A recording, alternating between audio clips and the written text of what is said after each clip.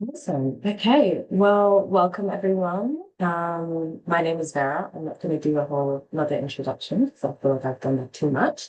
But I'm just going to quickly open up the space and then pass it over to Jess. So to open up this space, I would like to acknowledge all of the different beautiful people that are here in the space on this Wednesday afternoon, which depending on where you are, it could be very windy. I acknowledge all of the different experiences, passions, and culture that everyone is bringing into this space, our different relationship that we have with this land that we're lucky enough to live on and with. And may our shared commitment for better Aotearoa guide us and keep us focused once again in this space. And I'll pass it over to you, Jess. Kia ora. Thanks, Vera. Well, it's lovely to see all of you again. For those of you who it's your first session with us, I'm Jess. Vera Shore, I'm tangata tiriti. I currently run the workshop, which is coming to an end soon, but this is work that is deep within my soul, so I will be continuing to do this type of work. I am going to crack on and into our second session. So last session, we covered a few things. We talked about what framing is and frames and how we process information. And I covered those 3 tips on what to avoid. So telling somebody else's story, avoiding myth busting and leading with facts and ingredients. And we had time, I mistimed it, we had enough time for focusing on the importance of figuring out what your story is to tell. So, what the frame is that you want to bring to your story. And today we're going to go on to the 2 more tips that I've got and a campaigner's special on messengers. And then, as a reminder, next week we're having a drop-in session to just bring your pātai and we'll have a little bit of a korero about challenges and things like that. Okay. Does anyone at this point have any queries or questions before I share my screen and crack on?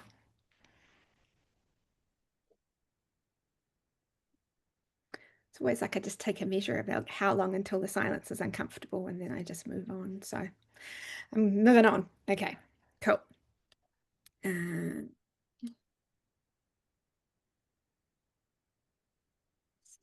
just everyone see that? Okay, is that looking all right? That's good, Jess. Awesome. Great. Okay, I've done that. All right, so I'm just cracking straight on to number 2 on what does all this framing, knowledge, and theory and strategy tell us about how we might want to communicate. And so now we're going to talk about values framing, which is how we can tell people why your issue matters to them in terms that mean something to them. And this is this idea of framing through people's core intrinsic motivation. So hopefully all of you watched the video that Kiki sent out. So what I'd just like to kind of open up the floor, I guess, for a little bit of a kind of conversation about what was the main thing that kind of struck you after watching that values video for those of you who did watch it. If you didn't watch it, it's okay. I'll do a rapid recap and you can always go and watch it again as well. But I actually might stop sharing just so we can.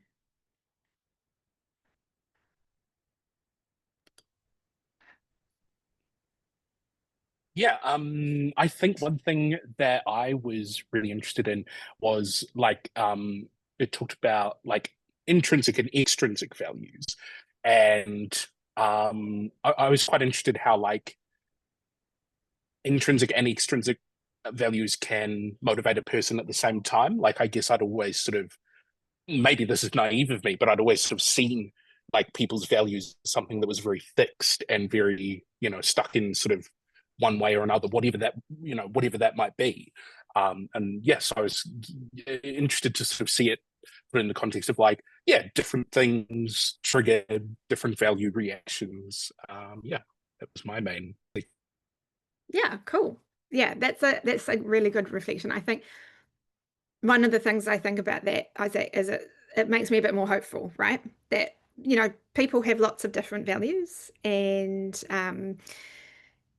you can switch on and off different values through framing, right? That people aren't stuck and we don't need to give up on people. And I mean, certainly people do tend to prioritize particular types of values, and but yeah. What about others? Anyone else kind of? I appreciated kind of this focus on the values, I guess, that we can see people operate from or observe ourselves operate from, rather than often people talk about values, you know, like organizational values and things like that, which is more kind of aspirational and not necessarily real. And so I appreciated the focus of what's actually our values rather than what we would like them to be. Yeah. It's so, yeah, that's so interesting, isn't it? Like I was with an organization on Monday, and I was talking about, you know, what their values and motivations were. And I said, and just ignore your organization values for now, because like they would just put them up. Like, what is it that actually, you know, as people, what is it that motivates you? Because actually that's the culture and that's the values that do actually set an organization, not what somebody says is up on the board. So yeah. Yeah, so Vera's just, some of you haven't got the video. So what I'm going to do is I'm going to jump into the recap, because some of you haven't seen the video, and we'll just cover this stuff now. And you can go back and watch it, but I'll also just be covering most of it. So I'll just share again and we'll crack on with that.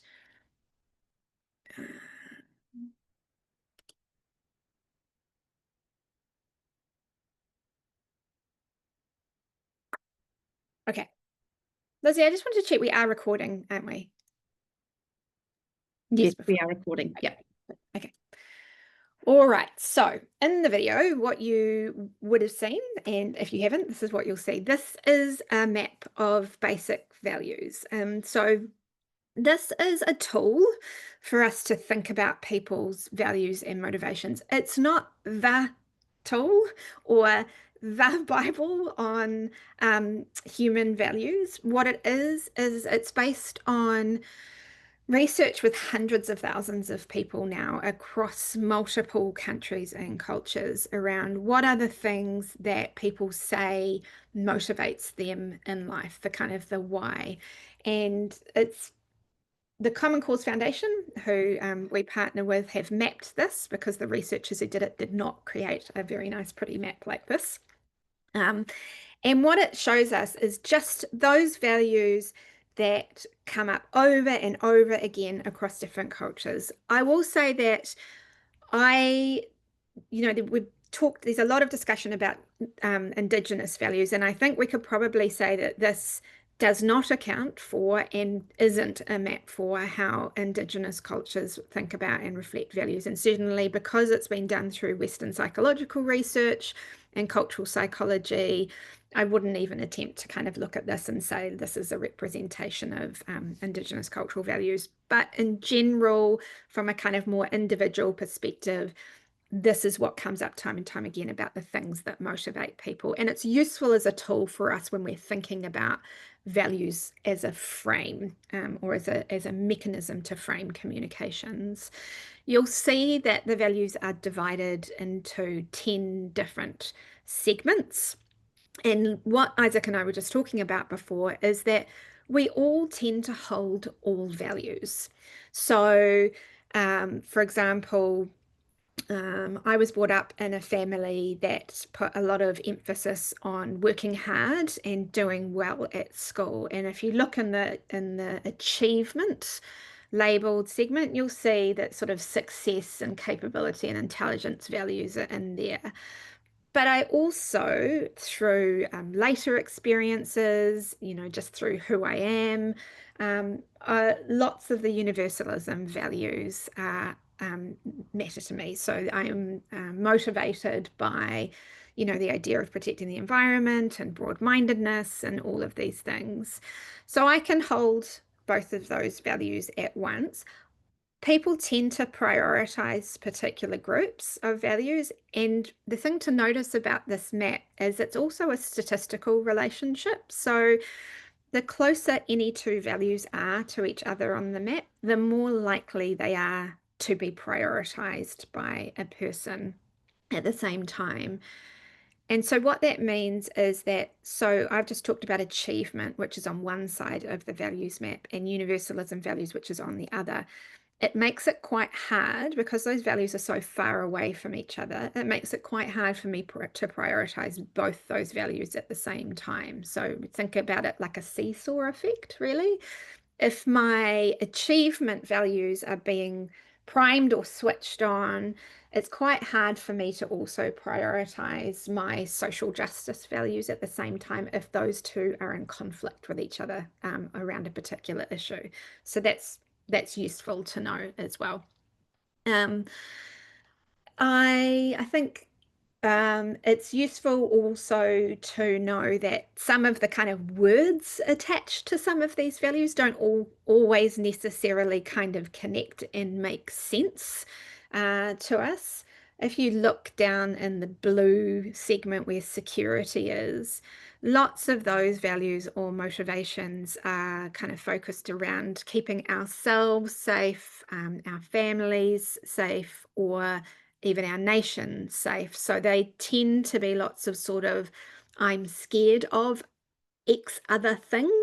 And like you might see something like sense of belonging, that kind of doesn't really feel like it fits in there, but that term really means I'm motivated by keeping my in-group safe. So it's kind of like a bit of an identity value, that one. What else could I say about this values map? I think it's always interesting to kind of look at them. There's further definitions that you can look at, and hopefully I think we've sent a link to the values map, which gives you a little bit more insight into that. Okay, so that's the kind of the broad values map, and we can break them down. And we were talking just before about how those values maps can be broken down. Those values can be broken down a little bit further into intrinsic and extrinsic values. And what this means, this is such a nerdy term, and I always think it's so difficult because they sound exactly the same as well. From a kind of comms perspective, I kind of think, why did you do that? But in general, what we would say is those values, when we're motivated by extrinsic values, it tends to be because there's an external reward or motivation from it, or something kind of a physical reward that we might get from it. So for example, me talking earlier about being motivated by achievement is often because I would get my parents' approval. That's kind of what led to that. Whereas maybe if I'm motivated by sense of belonging, or in the self-direction one, the reward tends to be much more internalized or inherent. Like a sense of mastery sometimes can come with that, or a sense of like, this is just feels like the right thing to do. There's not so much external rewards. And why we break them down into these two groups is because when we do research on what do these different types of motivations lead to, because values are at the heart of our action, our thoughts, and our behavior. So what happens when these different groups of values are at the forefront? And so again, people who do research into values and the role that values play at both an individual level, so when they study people's individual values and the kinds of thoughts and actions and behaviors they lead to, but they also study values at a cultural level. So if a particular community or cultural society prioritizes certain groups of values, what are the types of behaviors, actions, and thoughts that you get with that? And what we see is that in general, when these extrinsic values are at the forefront of people's motivations, then we get these kind of not awesome sets of thoughts, experiences, and behaviors. And one of the things I like to point out here is the anxiety and depression, the increase in anxiety and depression. And again, relating to, my own kind of values is there's a lot of research that shows that when at schools, children have a lot of pressure on them to achieve and to do well and get particular marks, we also see increases in levels of anxiety as well. So that's just one small area where you can see how that plays out. Interestingly, I just wanted to talk about this, which is our security values. Now, an easier way to think about security values is to think about it from a motivation of fear, basically. When security values are driving us, it's essentially because we're scared. And if you think about how our nervous system works when we're scared, you think about the brain and you think about our kind of thinking cap, all the complex neurological connections that sit on the top and in the frontal lobes where our complex thinking goes on. Well, when we're scared, that just completely lifts off, right? And all of our actions are defined by, the base of our brain stem, the flight and fight, fear, freeze, fawn response. So if we're motivated by fear values, we tend to not be able to think about complex issues and complex solutions. So you can see how that is playing out in our kind of global political system at the moment, where both authoritarians and populists use fear, usually fear of the other, or fear of economic collapse, in order to push through really oversimplified, short-term problematic policies, right? Because when people are scared, they often want a simplistic, easy response, which is partly what the appeal of strong men, politicians, and where fear is being used as a primary motivator. But you can also think about it in terms of climate change, for example. If we are motivated by fear responses in climate change, often we find it really hard to think about complex solutions as well. So when people, for example, are thinking about flooding and inundation risk, and they're very scared about that, their often first response is to think, well, how could I just build a wall that will protect my property? And that's where you get people saying to council, I just want you to build a wall in front of my property. I don't want to have a conversation with my community about, how we might plan together for, flooding risk and what that might mean.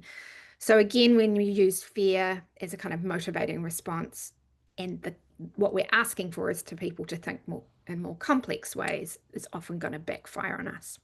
But the good news there is that when people are motivated by these more intrinsic motivations, so both at the individual level and at the cultural societal level, we will see more of these types of thoughts, actions, and behaviors. And both at the individual level, you'll see people engaging in more volunteering, but you'll also see people more engaged in political activism. And of course, that's partly because when we're motivated by, or our values that are being switched on are around care for others, broad-mindedness, self-direction, then we're more likely to see the political system as something which we can engage in, and that's something that might help. Whereas when we're fearful or when we're thinking about ourselves individually, the political system, which is really a collective system, it's a system that we use to govern ourselves, seems far too complex and too much work, and it's too hard. So I think that's really useful when we're thinking about it from a campaigning perspective as well. So that's the kind of general way in which values play out in terms of thoughts and actions and behaviors. And so the question is, and again, coming back to what Isaac was saying, what do we know then about people's values? So I'm going to show you this. For those of you who have seen the video, don't answer. But for those of you who haven't seen the video, if I was to group our values into these two sets, which are values in which you think about me, so those sort of extrinsic values, and values in which you think about us, or you're motivated about us, what values do you think the people in New Zealand, if we took a sample of New Zealanders, it was representative, what do you think that most people would say was the most important things to them of those two big groups? Just call out or put it in the chat. Most Kiwis are fair-minded. Yeah. So I hold on to that. Yeah. Bit of optimism from Neil. Yeah. Anyone else disagree with Neil? Anyone else feel like, actually, I think people might be more selfish than that, or more, and at least more. This Ellen here, I think that's you're probably leaning towards the green and the extrinsic things, that people are feeling frightened about things. Okay. We've had a big diet of Gaza and all this stuff that the government's doing. So I think people maybe are more self-interested at the moment. Okay, cool. Okay, so good news is consistently, so we took this year, we did this, and we tend to find it's fairly stable. We've called them self-transcendent values, but that's just another word for intrinsic values. When asked, most people will say the most important things to them are caring for other people, broad-mindedness, creativity, all of those intrinsic values. And that doesn't mean to say they don't hold those other values, as you were saying, Alan, but just the most important values for them are those self-transcendent ones. Now, they tend to be fairly stable. I think your point, Alan, is a great one, though, because what we see in cultures where there is massive destabilization, often where there is war or real threats to people's physical safety, that's when we will tend to see less of the prioritization of these collective values, because people are actually very, very frightened and just looking for survival. But in general, this is what we see over and over again. But interestingly enough, when we ask other people, well, what do you think that other people are motivated by? We get this, which is, yeah, I care about everyone else, but you know what? Everyone else is a bit of a dick. They're just in it for themselves. And that's what we call this values perception gap. And that happens. Why do you think that happens? Why would, when we do work with people and we take measures which are a relatively good measure of their actual prioritized values, and not just saying that to keep the researchers happy, but when we take a measure and most people say self-transcendence, why would they think that everybody else is just in it for themselves?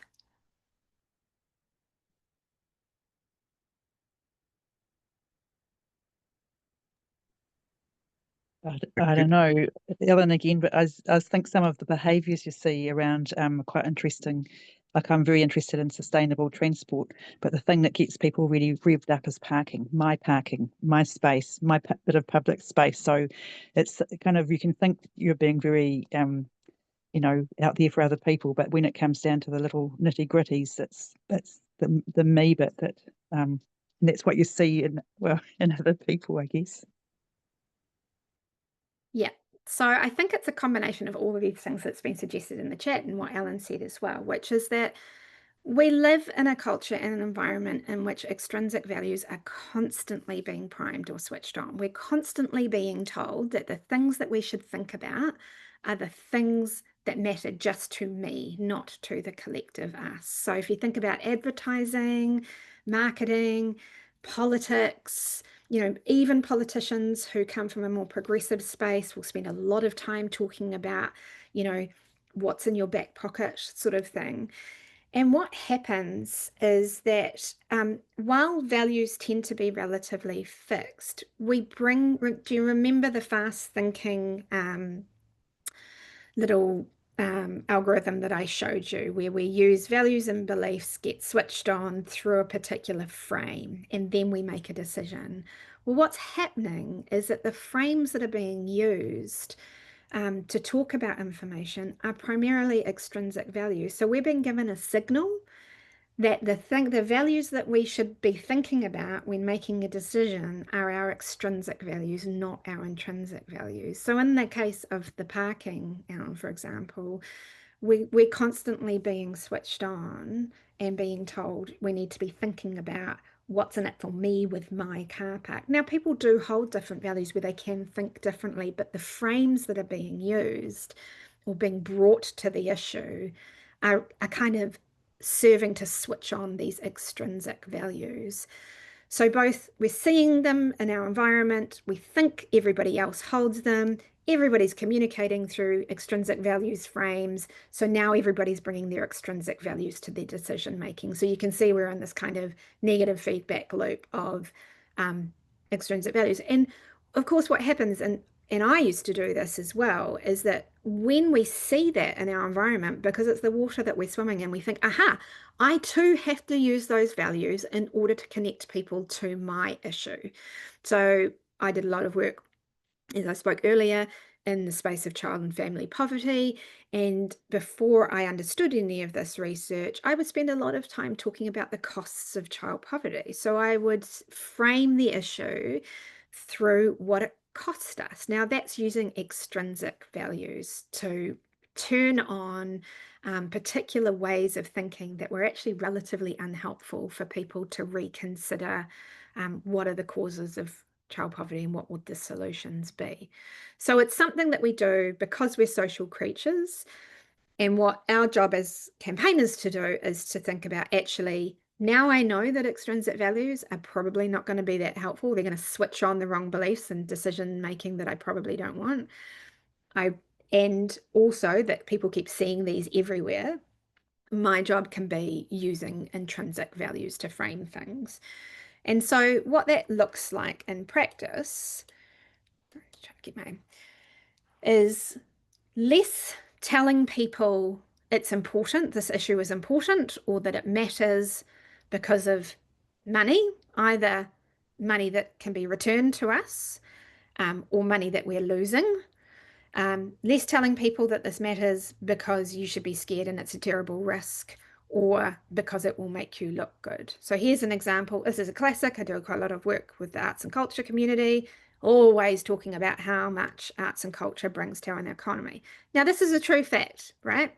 This is not incorrect, but as a kind of core values motivation frame, it really undermines the types of solutions which people are looking for, because it switches on all those extrinsic values. People start thinking about, actually, we shouldn't be spending money on stuff like this. It turns on their beliefs about arts as a luxury good, and we only have a certain amount of money available to us to spend, and that should be spent on the pipes or whatever thing that somebody's told us is important right now. So when we use these, the kind of economy and money as the why, again, we're switching on less helpful ways of thinking. Now, that doesn't mean we can't talk about money, but I'll explain a little bit later about this is important. The facts are still important, but they need to sit in our explanations, not as our core, excuse me, values frame.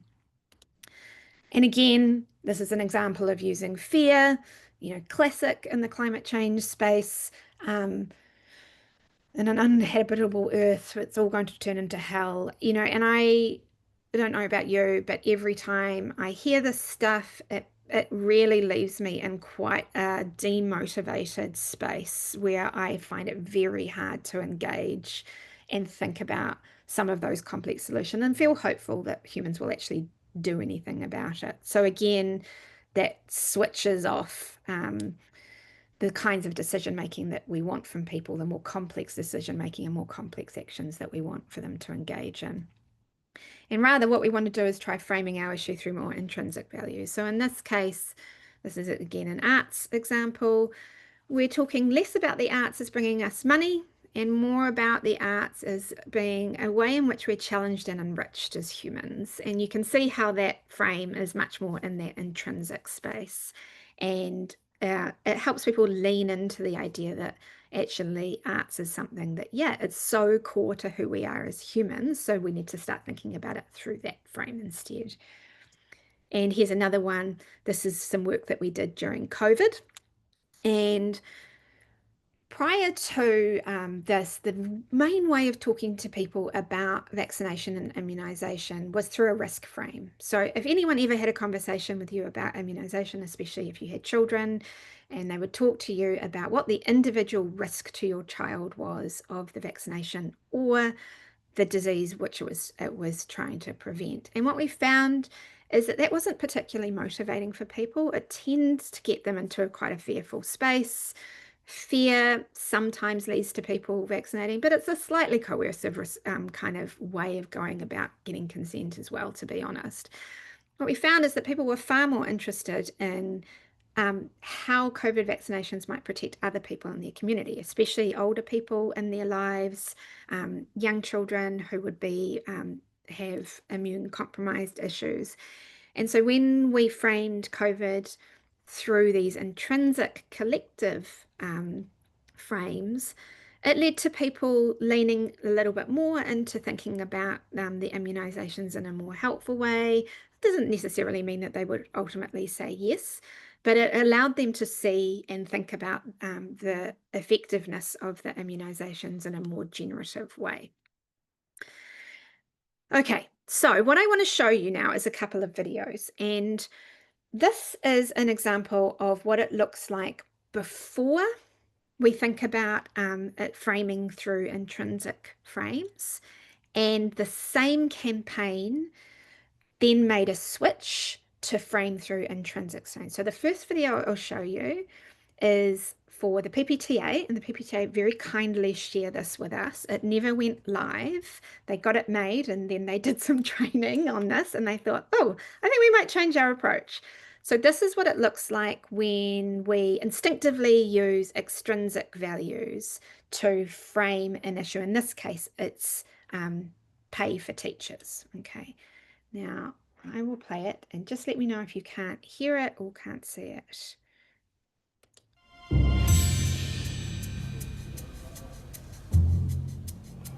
It's interesting. Never conceived of this before. Well, there's grass. Oh, gosh. Well, student achievement has gone up. Student achievement goes up, cost of living goes up within the last 5 years. But teachers' pay is pretty much not increasing by a lot.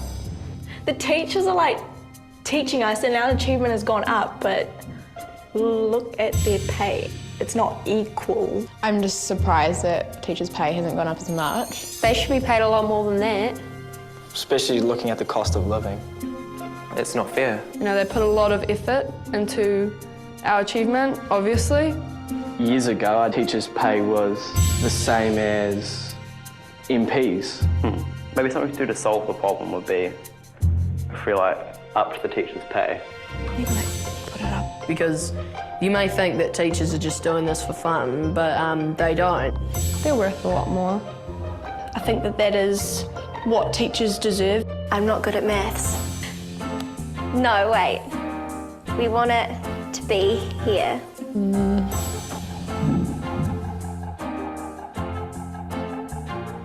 10 out of 10 students get it.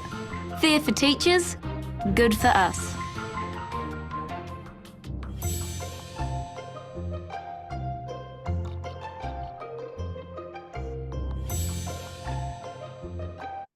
Alrighty.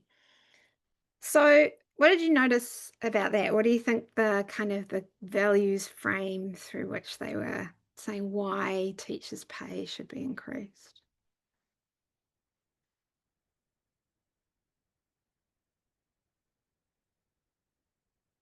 Yeah, no, teachers do it for fun.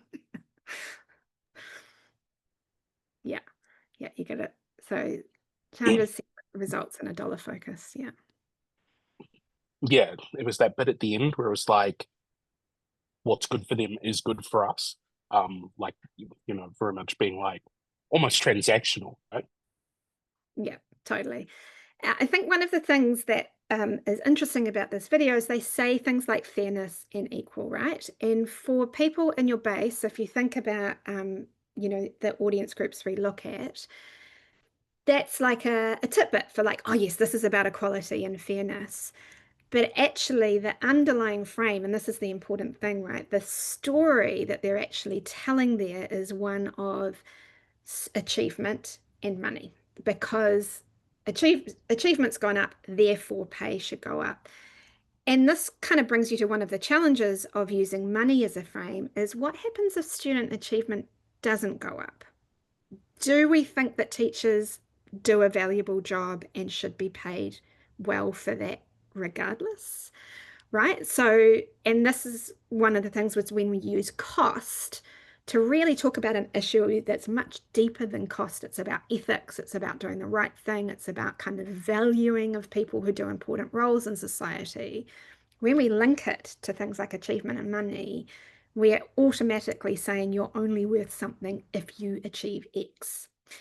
Okay, so once they did some training on this, they made a new video, and I'll show you what that looks like. This is the right one. I had this teacher, Mr. Walker. He's our science teacher. He's fun but no rubbish kind of thing. He does lots of experiments and you're learning heaps without even realising it. There's a good balance between practical activities and work-based activities. If you don't do your homework, you have to copy out the phone book, but it really makes you do your homework. My favourite teacher is Miss Trebczynska. Drabs, we call her. She's nice to the whole class and she teaches us evenly. She won't just tell us what to do, she'll really get into it. Like, we talk about a lot of things, which I really like. You feel really comfortable talking to her if you've got any problems or anything like that. I think teaching's kind of a hard thing to do because you have to think of different ways to teach different students because everyone's mind works differently and stuff. There are people that are willing to give up their own time to help somebody better their own future. The teachers that make that happen, they're people that you remember for the rest of your life.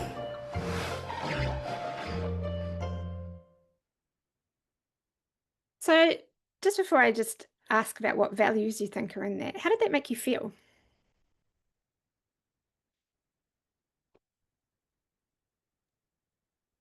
Made me feel positive and good. Yeah, yeah. And did it make you think of your good teachers?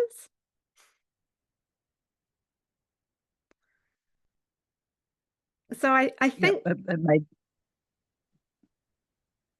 yeah, more, there was definitely more human, and you can see that the underlying story that they're telling there is the one of the worth of teachers to our community, right? That's the, if we think about what's the kind of the underlying framing strategy, what are we trying to get people to think of and improve their understanding on? It's that teachers are really incredibly important pillars of our society, and they do this really important role for our young people. So, you know, in lots of ways, that's where you're thinking more strategically about what is it that people don't understand about teaching and the importance of teaching, and how can we help them do it? And in this case, it's using intrinsic values of care. You know, I think there's a bit of self-determination. There's all sorts of things in there around the intrinsic values. So you can see the difference. Same issue, totally different framing, and leaves a different response. Yeah, and yeah, you're right. The first one was a lot more facts orientated. This didn't have an ask in it. It was attached to a campaign which did have an ask around teachers' pay for it. This is probably a good 5 years old now. But, you know, to be honest, you could use it now and it would still resonate because the same things are still true. The strike tomorrow is still about the same things. It's still about the value of, you know, essentially workers in our community. Okay, so what we're going to do now is Lizzie is going to put you into breakout groups. Yep. And we're going to do an exercise. And I know we whipped through it really quickly last time, where I didn't quite give you enough time to talk about your story and what your kind of core motivations were, or what you think the core motivations for your issue is. So you can spend a little bit more time on that in the groups that Lizzie's going to pop you into, and where you think that they fit on the values map. Where are the, you know, what are you motivated by? What are the people who work in your sector motivated by? And maybe even a little bit of a discussion about, what about that movable middle? What do you think they're motivated by? What are their values that they're motivated by? And just have a little bit of a korero, you know, looking, it's a kind of a chance to explore the map and to talk about, you know, what these different values mean to you and where you think that you might find helpful ways to frame those values. If you kind of think to yourself and the conversation goes, I actually have no idea what that movable middle thinks, then have a little bit of a think about, you know, how might you find that out? How might you figure out, like with your with your movable middle and you're thinking about focusing on them in a campaign, how might you find out what sorts of intrinsic values might be particularly useful in terms of your framing? So Lizzie has popped both the kind of those instructions in the chat, but also a link to that values map. But I'm just going to answer Neil's question first. If you push the intrinsic, how do the 70% who believe most others see it? Do you think they're just being polyanisha? What tends to happen is this thing called social proof, Neil, where it's like, oh, it's okay. Because we're social creatures, it's like we see intrinsic values being used by more people, then we kind of tend to think to ourselves, oh, that's all right, I now have permission to embrace some of those intrinsic values, which kind of motivate me as well. I do think there is a question of tone and the way in which those values are used. You know, we often talk about in the values map, there's a value that's called mature love. And that's quite different from sort of what I would call greeting card love. Like when you see that being used in a frame, people tend to be like, ugh, gross. But there are ways in which the tone that we use and the channels that we use and the kind of medium that we can use frames intrinsic values so it works for people creatively, I think is my answer to that. Yeah. And the other thing I would point out is that in studies, when we frame things with intrinsic values compared to extrinsic values, it will even shift those people who prioritize extrinsic values to more prioritize their intrinsic values as well. So yeah. Cool. All right. All right. The instructions are there. I'm going to pop you into your groups now. If you have any troubles at all, just come back to the main room and I will pop you back out into another group. All right. And you've got 10 minutes. So I'll pull you back all in after about 9.5 minutes. All right. See you soon.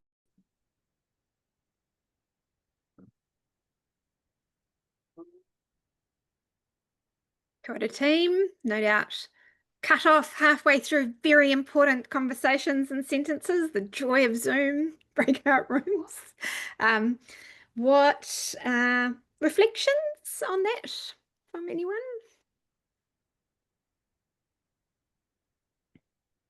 Yeah, particularly like around the child poverty kaupapa.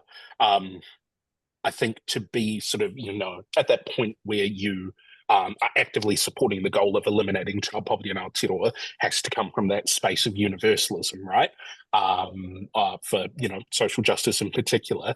And having a think about like who that movable middle is, I wondered if they might come from a space of conformity or tradition, because there was that bullet point there that said under tradition, which was sort of talked about accepting my portion in life. And I wonder if like that also extends to like maybe a wider view of the world, like everyone has their lot in life. And yeah, how we move that in particular, not terribly sure, but yeah. Yeah, so that's a good question, actually, Isaac. So in the conformity and tradition space, oops, I just looked through. In the conformity and tradition space, we tend, and what I don't show, because it's, you know, this is just a high level kind of conversation, is that those values are associated with conservatism, small c conservatism, not political conservatism, which means that people tend to be motivated to keep things the same. It's basically the kind of the big picture thing. It's quite hard to get those people to engage in things around big structural shift.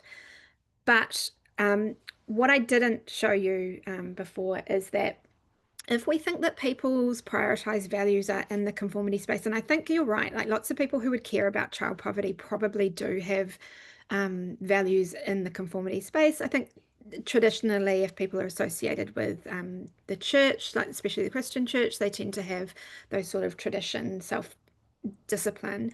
But do you remember earlier I talked about how the map is a statistical relationship, shows statistical relationships, and the closer any one value is to another, the more likely it is people that prioritize both of those.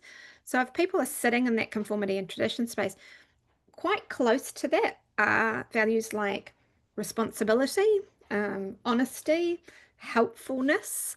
So you can kind of slide them into that space and use those intrinsic values if you think they're sitting in the more conformity space. And there's a video that I haven't shown you, but I will show you from, I'll send it on later actually, from the Equal Marriage campaign in Australia. And it's a woman talking to her grandmother. And her grandmother is a Christian, a practicing Christian. And she says this phrase, normally with my religion, I would say no. But because love is so important and to be loved is the most important thing in life, I will vote yes. And you can hear her moving between her conservatism values into those benevolence values of mature love. So that can be a kind of a tip to help you if you think that people are sitting in a particular value space that's not going to be helpful. Look on the map and say, what's near to that that's in the kind of self-enhancement or intrinsic space that I could perhaps utilize. Yeah. Cool. Okay, yet again, I have managed to underestimate the amount that I can talk or that we can get through. So I'm going to click through to our third tip of what to embrace. So we've done knowing what your frame or your core story is. What is it, the core thing that you want to underpin your campaign? We've talked about the values that you might want to use and thinking about framing through those intrinsic values. And values are kind of the start, but they're not the end. And I often think about that humans love a story. You know, lots of you know this already. Like we make sense of the world through stories. We like to know the characters of the stories. We like to know their motivations. You know, if they're facing a barrier, we want to know that they're going to overcome that barrier, or who's responsible for putting it there. And so one of the other kind of framing devices that we can use to help kind of connect people to our issues is to use a story structure which echoes that kind of need of people to understand things through stories. And in that story structure will also be explanations, because we can't just give people values, we have to give them an explanation. And a lot of you are working in areas, in fact, I'll say all of you are working in areas where there are complex causes for the issues that you're working on, and relatively complex solutions that you are going to need people to understand and support.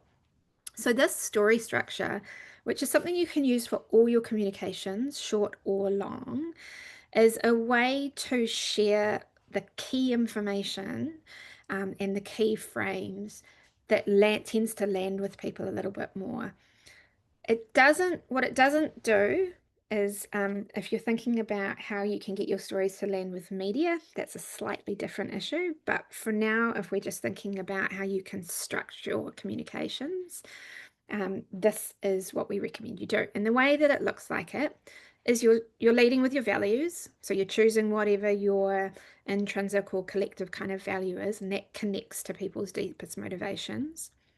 You're naming a barrier. So you're giving people there's this thing in the way of these values being realized. And that barrier usually needs to be a clear structural or systems level to give them a context for the solutions that you're going to propose, because most of you are working in areas where your solutions that you're proposing are sort of policy, legislation, practice, better funding, all of those kind of structural things. They're not individuals should change their behavior. So you want to give them a barrier that's going to be in relationship to the solution.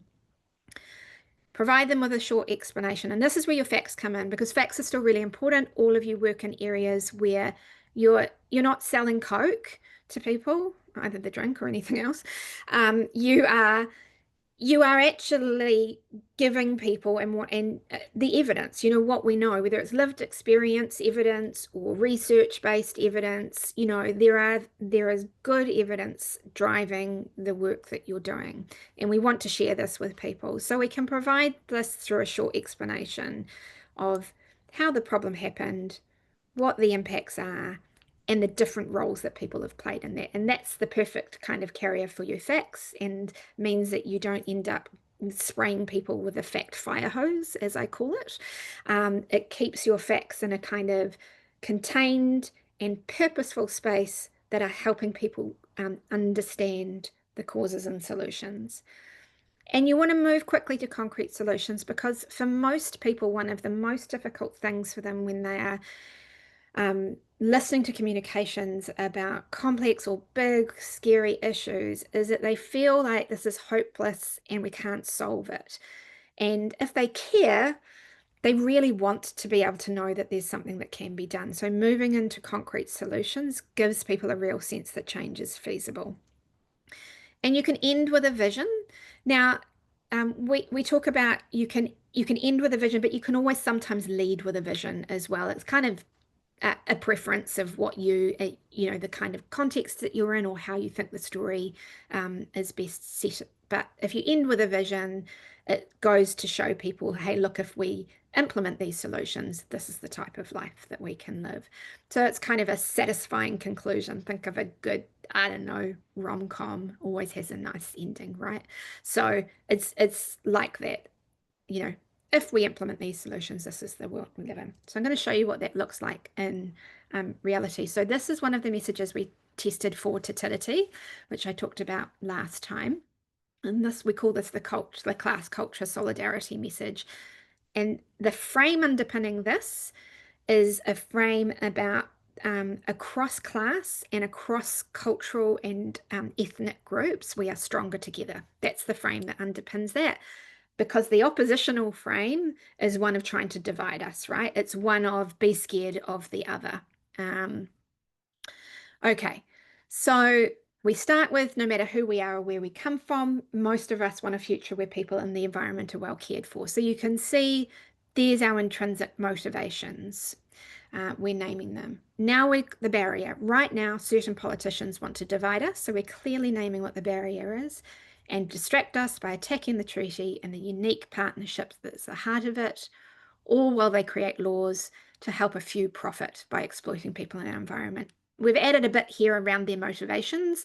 If you're going to name a baddie, people need to know what the motivations of the baddie are. Especially in New Zealand, people don't really like it when you name baddies and don't say what their motivations are. They try and attribute, well, they didn't mean to, or, you know, we're not that keen on. We like to give people a fair go, as Neil said. So it's important to name the motivations.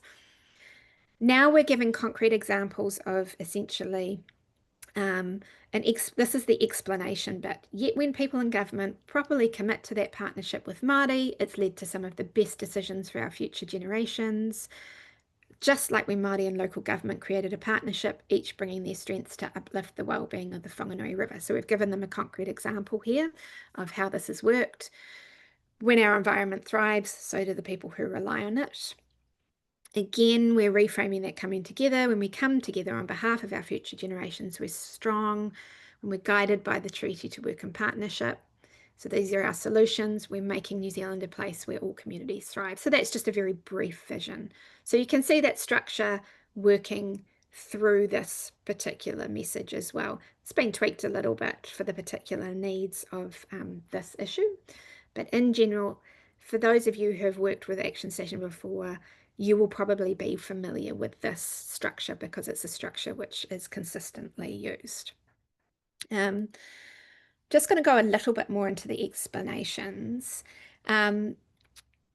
So the explanations is that bit that sits in the middle between the values and the vision. And that's where you are going to be including your important data and information on your issue. You know, just to take Isaac's issue and child poverty, you know, we might be talking about government policies in the welfare space and giving kind of the impacts of those, and then naming what the solution needs to be in terms of the policy space. So it's a clear explanation that moves people through it into a solution that you're wanting them to support. As I said before, the barrier needs to be in proportion to the solution. So if your barrier, if your solution is a big one, then your barrier also needs to be a big one as well. Sometimes what I see people doing is they'll name a big structural barrier or problem like climate change, and then the solution that they'll give is, We all need to choose to ride our bikes. Now, that just for people, it's like, like it just, there's no satisfying kind of proportionality to that. We've given them a good explanation and a big problem, and then the solution doesn't seem to match the scale of the problem. So that's one thing to be aware of. In short communications, you can just use a barrier instead of a longer explanation. So if you've got a campaign and you've got a number of different artifacts of that campaign, some of them might just be sort of tweets or short messages. In that case, you might just use your values, your barrier, and your solution, and keep your longer explanations for other materials that you're using in your campaign. Very important to always name your agent. People need to know who can do what. A key thing to do is avoid using the term we if there is a specific person who is responsible or who needs to change something. Partly that's because when people feel like they're being asked to make big structural change, it leads to quite a kind of fatalistic response of like, well, I don't have the power to do that. So again, it's kind of about acknowledging who has the power and who has the different levers. And certainly at an individual level, there are things people can do. And I'll talk about that in a minute. I think I've talked about this enough, basically. There, and when you're using an easy explanation, they are a place for critical and selective facts to support the narrative. So this is where you want to put your facts. And what I'm going to talk about now is two really helpful framing tools that can help with explanations when you're dealing with relatively complex issues. So the first is an explanatory chain, and the other is an explanatory metaphor. And an explanatory chain, you do these four things. You set up the importance of the issue. I'm going to show you an example of this soon. You name the initial cause. Use your facts to name what the impacts of that cause are, and you make your solutions concrete and understandable. Now, these explanatory chains are something that you'll probably prepare as part of a wider campaign. So if, for example, you're doing work on debt from income caused by the government on income support, then you want to have, your facts in there in this explanatory chain, because one of the things that you need to be able to do is kind of back up your claims with the receipts. Like, what is the evidence behind this? What are the receipts to having this? And this is an explanatory chain. Now, you wouldn't necessarily use this in like all your campaign material, but having this prepared and using it in different parts is important. Sorry, it's very tiny words. I will read it out to you. So this is about childhood poverty. So the setup, where we just to kind of establish why this matters, it's a little bit like having a value setup. Stability in childhood sets us all up to thrive, right? That's a kind of opening statement that sets us up well. The initial factor. Since the 1990s, successive governments have eroded the foundations of our critical support system by reducing welfare levels in real terms every year for over 30 years. This is still true, by the way. Impacts. So now we're talking about our facts. The erosion of support by governments alongside increases of cost of living and unemployment make it harder than ever to access support, leads to many families being locked into poverty, often for children's entire childhood. With these constraints, stress increases for everyone, healthy food and warm homes are put out of reach, and physical illness increases in the family. Stress, ill health, hunger, and lack of opportunities across childhood creates lasting physical, mental, economic, and social effects into adulthood. So we're using facts here. This is what we know to be accurate. Then we're moving to the solution. People in government must release these constraints they're placing on parents by substantially raising benefit levels, providing high quality, respectful, and ongoing support to families, and treating the welfare system as a key solution to poverty. So we've got three quite meaty solutions there. When we ensure all children thrive, we are building a stable future for all of us. So you can see we're again ending with what we started with, the setup on it. So these You will see within this, there are also lots of explanatory metaphors, and those are metaphors that we have tested specifically in this space as well. And explanatory metaphors can really help do the heavy lifting of some of your explanations. Explanatory metaphors connect an everyday thing to this abstract thing that you are trying to help people to understand. And most of the time you're trying to help them understand abstract kind of decisions that have been made, you know, either before our time or in policy level, or that are relatively complex to people to understand. So an explanatory metaphor will help do that. What they need to do is come from an understanding, your understanding of what needs to be understood. So you can't just use any old metaphor. The explanatory metaphor has to be quite strategic. You're thinking about what it is that people don't understand. And in the case of child poverty, one of the things that we know they don't understand very well is the way in which the welfare system actually creates stress in itself, the way in which it is both designed and implemented on people is a source of actually quite negative impacts on people. And because people tend to think of poverty in this kind of, well, they just need to work harder or make better decisions, the thing we really want them to understand is that the system itself is causing quite a lot of the problems we're dealing with. So we want a metaphor, explanatory metaphor that will do that.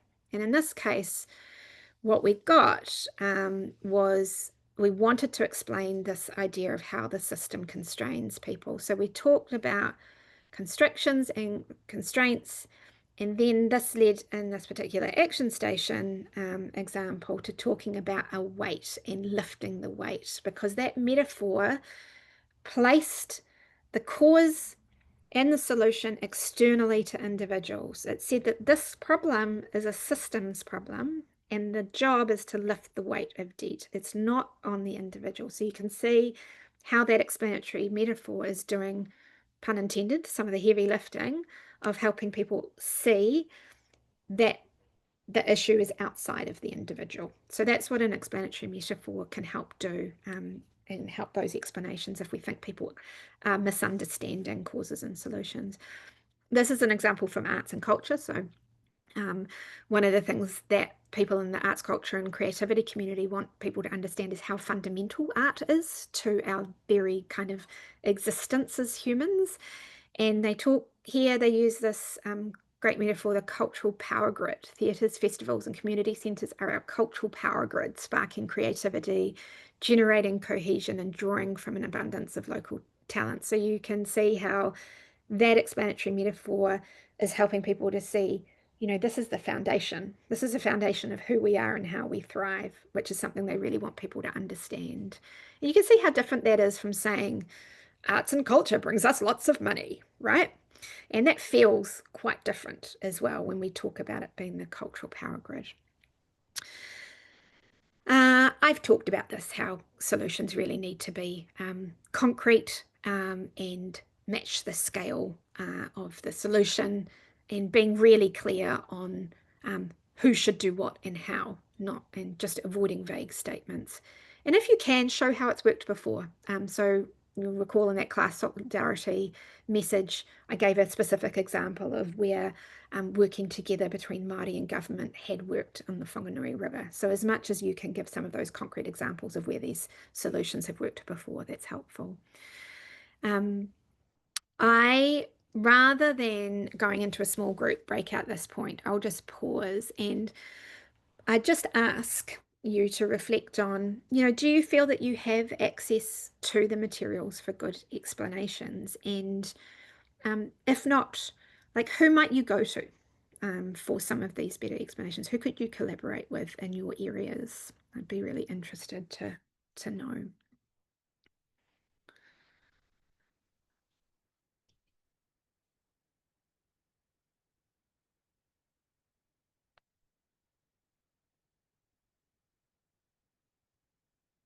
I'm not exactly sure what you're saying when you're asking access to the good explanations, because you're not really asking us access to the facts.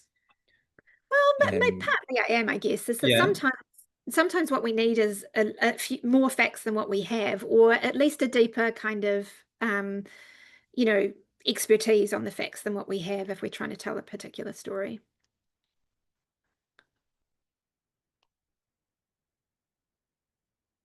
Yeah, I think for CPAC, one of the things that we're really lucky to have is a very strong base of like sort of that research advocacy sort of mahi going back like I think like 35 years. But I think that one thing that we lack per se is that sort of on the ground engagement with people with lived experience. But at the same time, we do often collaborate through things like Fear of Future with groups who do have that experience and who do work with people who experience the issues we research and talk about a lot. So I think that there's definitely room there to collaborate to sort of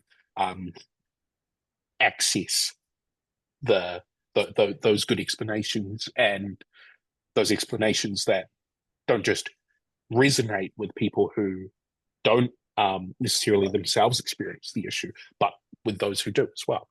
Yeah, right. So a good explanation is ethical as well, right? It's like it's respectful of people who are experiencing the issue. Yeah.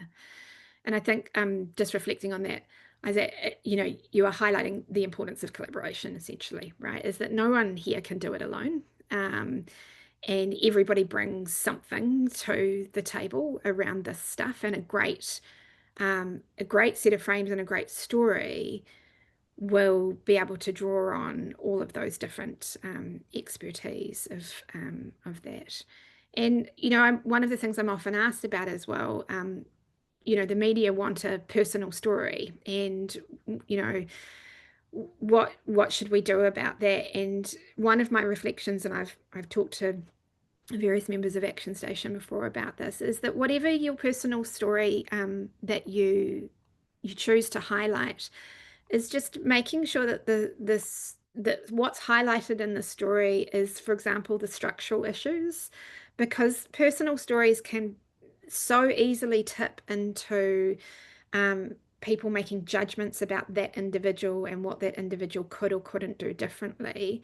So one of the things to do is to work with people with lived experience to draw out some of those kind of experiences within the structures of the system and kind of highlight those as well. And again, that's a kind of a collaborative kind of approach to it. And I think also there is an aspect there that's about how do we keep people safe when they're telling their stories, because it's really important if people are going to be offered up that we are clear that we're keeping them safe and that they're not going to be attacked. And one way we can do that, not the only way, is to help support them around some of those structural, telling some of those structural stories.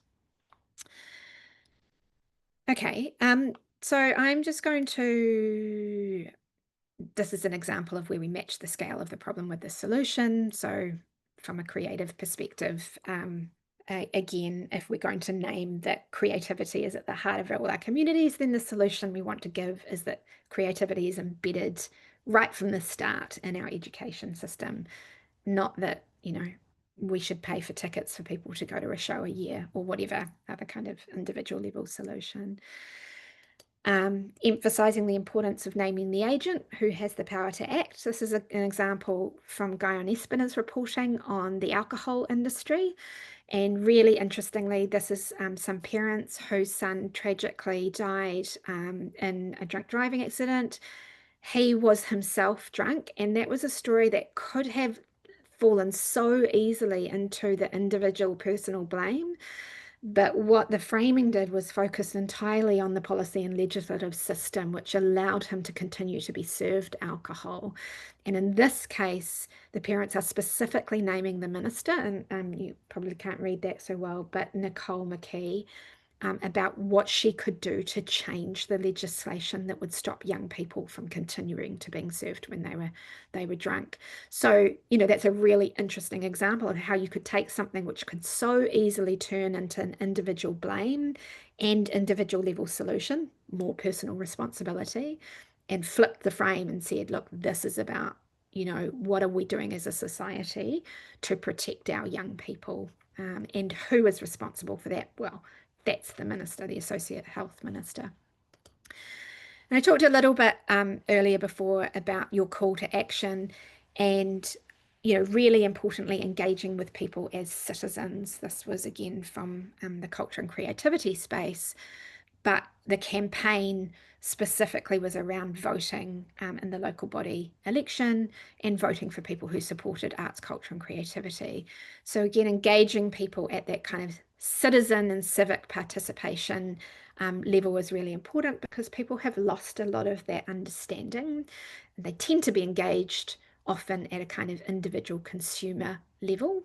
And remember in the first session, we talked about the frames that we want to use that match the kind of solution and the problem. Well, a lot of the time when we're dealing with big issues, we want to engage people at the citizen level over the consumer level.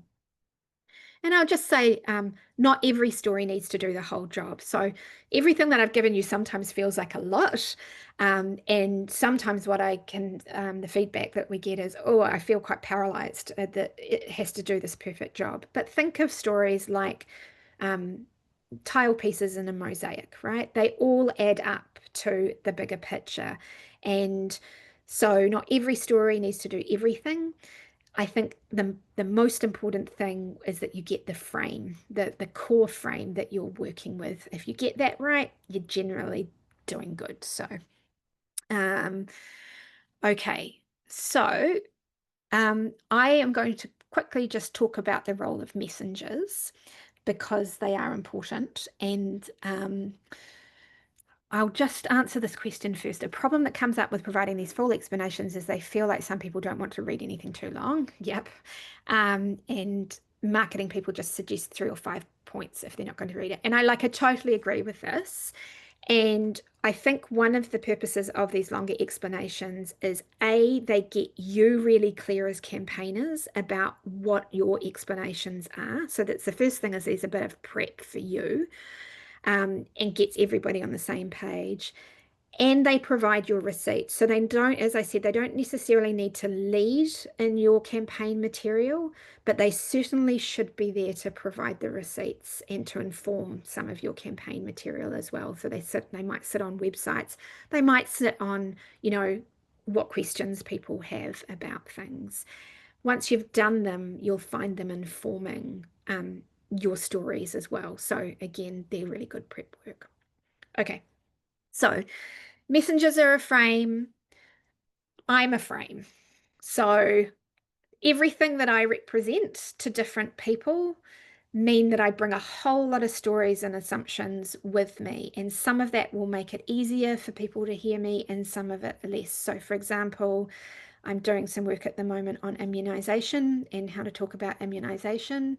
For many whānau Māori who work in this space, I'm not the greatest messenger because I'm a frame. I'm a Pākehā woman who lives in Poneke, right?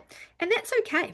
That's fine. I'm okay with that, right? And it's more just acknowledging that messengers themselves are a frame.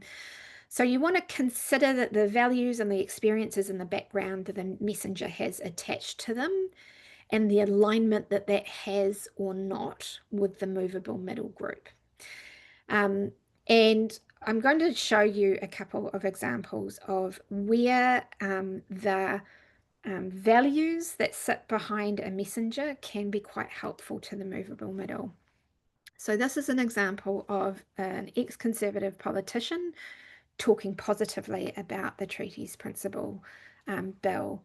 And that's because she brings with her a whole lot of conservative values, right? And so as a messenger, she works quite well for that movable middle who might be primarily Pākehā and might be kind of stepping into the space for the first time. So the frame that she's bringing with her is one of, look, I care about this stuff and I'm a conservative. And that can help quite a lot just generally in progressive issues where they've been highly politicized as well. As an example is Chris Finlayson, again, highly conservative guy, talks about co-governance and partnership.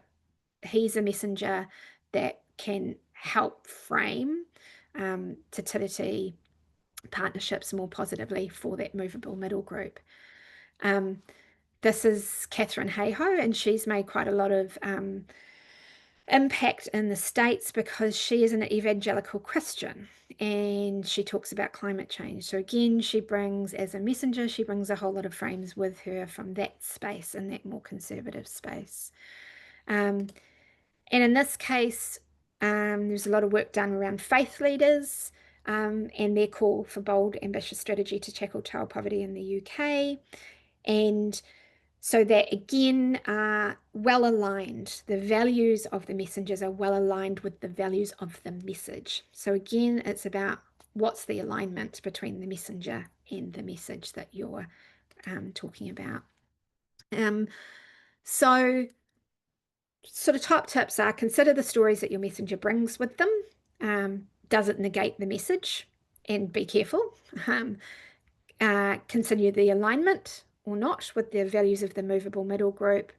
And expert messengers are affected by history and experience. So what I mean by that is that an expert to me is less about whether society calls them an expert and much more about whether I trust you, and that trust comes from being built. So for example, during COVID, we had a lot of Pākehā scientists and politicians standing up and talking about immunization because they were experts. Now, those are not experts to quite a lot of different people in our communities. And so just because you confer the title of expertise on someone doesn't mean that they're seen as an expert, as a messenger. Expertise comes from lots of different places. And this is an example of some experts, for example, in the Pacifica community. We talked about trusted faces and trusted places during COVID. And so specifically, we were talking about the importance of other Pacifica people who were trusted in the community as experts in this conversation. If we're talking about communities who follow an alternative lifestyle, for example, then experts to them are not going to be from mainstream institutional organisations and scientific organisations. It's going to be other parents, right? And so this campaign specifically recognised that and had other parents from the community talk about immunisation. And then this was specifically someone who moved from being hesitant or likely to reject immunisation to getting immunised. And again, that has a certain level of expertise and trust as a messenger to people who are hesitant as well. So unexpected messengers are quite powerful for progressive issues.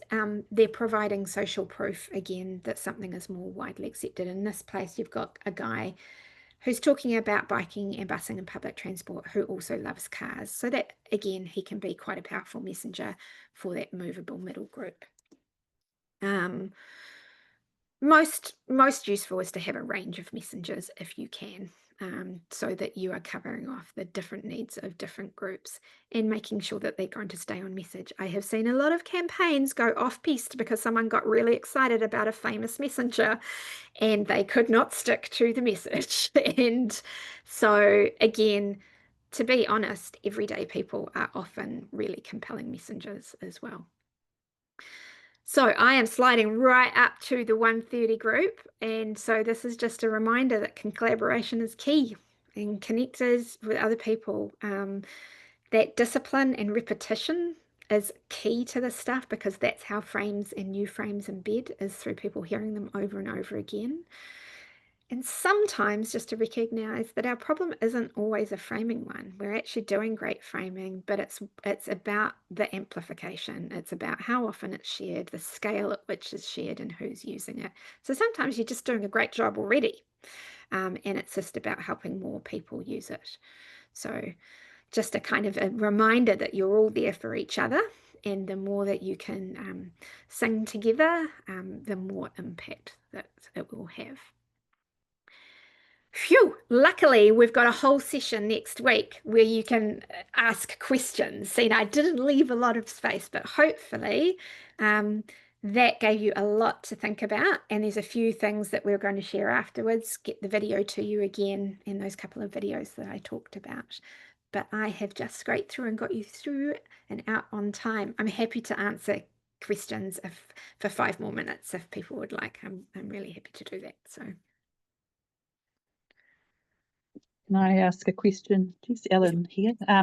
Just so next week, if we come up with some ideas for our projects or campaigns or whatever it is that we're doing, would it be right to talk about So specific things? Yeah, what we're going to do, I think I'm just trying to remember if you've got a specific thing that you can kind of like book in a time, maybe. I think that's what we said.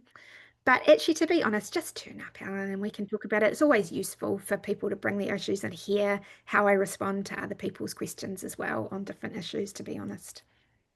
Thanks. Yeah, Isaac. I just wondered if there was like a shorthand for understanding when like a messenger is valuable for their expertise versus when a messenger is valuable for like their relationships or their standing in certain communities. Yeah, I think in general, that comes down to the nuance of who you're targeting with your communications. And I think if you've got a general broad brush campaign, then, in that case, a kind of a traditional expert can be useful. I think if you know that this issue is of particular concern to smaller communities who have had different experiences, like with the COVID, and we're talking, and we mainly knew that the issue was one of trust for Māori and Pacifica communities, well, that's when you'll be thinking about leaning more heavily into relationship. I think it's also a good example of why it's so important to have diversity and inclusion policies, because if we only end up with white experts, then we kind of undermine ourselves in every way, shape, or form, right? So, yeah.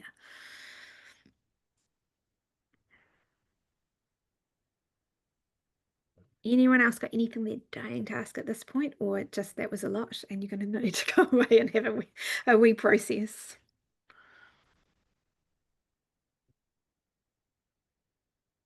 No. Great. Okay. Well, I'll see some of you next week, and thanks again so much, and hopefully that was useful.